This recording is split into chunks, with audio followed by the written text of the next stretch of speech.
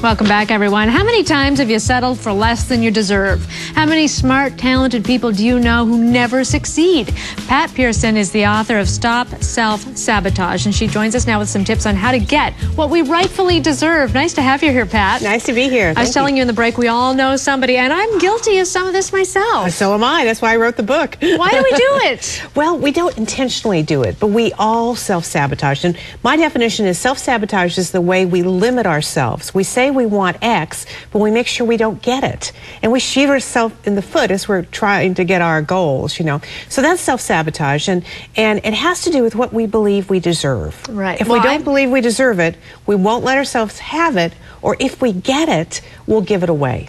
I think, personally, it's a fear of failure. You don't want to hit that wall and then be totally disappointed, so you just don't go there. Right. Well, sabotage is based on fears. And there are a lot of fears. Fears of acceptance, fear of failure, fear of rejection, fear of success. I mean, there are a lot of these different fears. But the issue really is that we have to take charge of these fears. And we have to understand what they are, where they come from, and then in this book, Stop Self-Sabotage, I have a plan of how to turn that around and how to up your deserve level and get more. How did you learn how to turn it around? Well, I'm a psychotherapist by training, and I worked with really bright, interesting people who kept not getting what they wanted. They kept hitting their internal glass ceiling.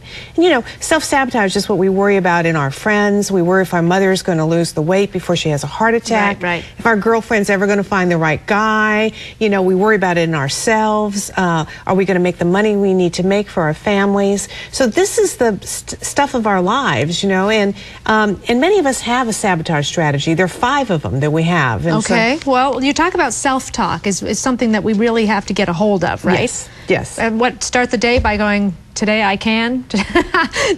Don't be afraid. Go get it. You say visualize and write things down and make it happen. Right. Well, you know, there are 4 steps to up your deserve level, and self-talk is one of them. What I'm really talking about is catching yourself going negative, because we all do it, okay? Right. It's part of life. And in these trying times, the negativity is really high out there. Right. And so now we can't afford anymore to ignore this. We have to take charge, and we have to pivot. We have to learn to recognize the negative and then have a way of talking to ourselves that points us to the positive. Now, we also need to deal with our negative feelings, which is self-release. We got to get these feelings out of us. You know, anxiety and depression rates are skyrocketing these days. And it's because we're holding all this upset in. So we need to journal, we need to talk about it, get it out, and then have good friends, have a group of friends. A lot of people have lost their jobs recently, and I know there's a fear out there and a sense of helplessness, saying, well, I've lost my job, but there's no job to be had. So what advice do you give to those people who are feeling all those feelings and unable to get themselves up and get out there? Well, you know, it is a trying time for sure, but here's the deal. We have to, in the face, you know, Roosevelt said it well, all we have to fear is fear itself. You know, we have to take charge right now. It's absolutely imperative that you don't give in to that kind of despair, that you fight back. And how you fight back is that you realize that, you know, this is going to be straightened out. We've had bad times before. It's still America. You know, it's still, we've got a lot to be grateful for. And then you start working on your own internal feelings and self-talk about it. Because people are going out there and finding new jobs, maybe even better jobs, you know, in some ways. For some, yes, the door closes, a better one opens, definitely.